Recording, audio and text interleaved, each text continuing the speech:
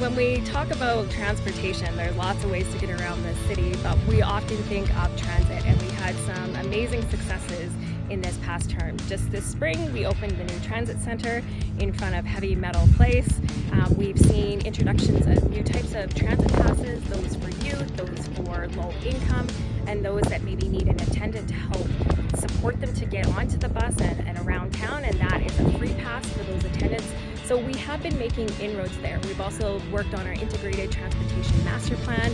This is a 2-decade plan, and it's basically telling us how we should grow the transportation network here in Spruce Grove over the next couple of decades.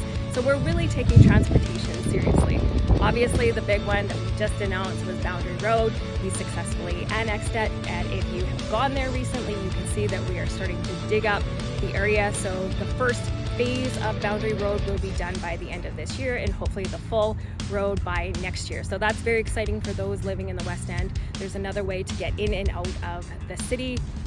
And of course, there's lots of other ways that you can get around. And the big one is the e-scooter program. You can see the Bird scooters all around town. And this year we introduced the electric bikes, so you can try electric bikes. So again, another way to get around town. You can walk, you can drive, you can scooter, lots of ways to get around. And it's very exciting to see the number of ways you can transport yourself around the city.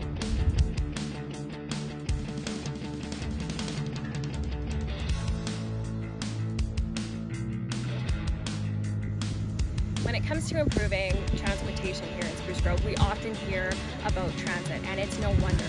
Our ridership has exploded over the last few years. So these are areas of improvement that we probably have to consider. Now, we have our integrated transportation master plan that helps guide some of this growth, but we have heard you, and we do hear that people want another commuter bus back into Edmonton, maybe back to West Edmonton Mall, where we used to have one, but due to low ridership, we canceled it. But maybe it's time to reconsider that.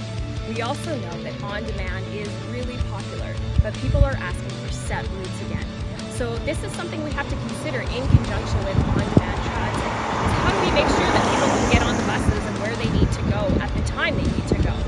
The other thing too is we know that many people who ride the bus are shift workers, so they don't work 9 to 5. We need to make sure that we're offering our transit service at times that they can take the bus.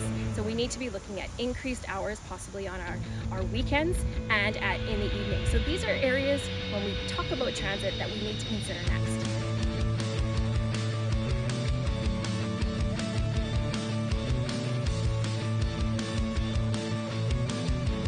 So what is next when it comes to transportation?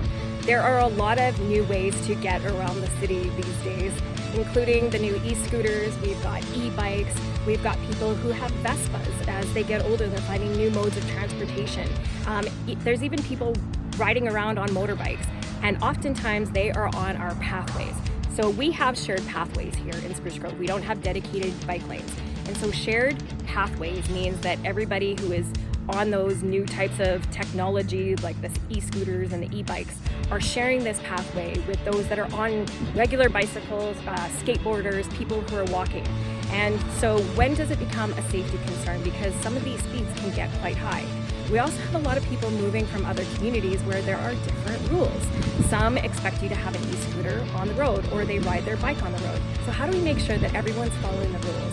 And what can we do to ensure that everybody who is using a shared pathway is staying safe?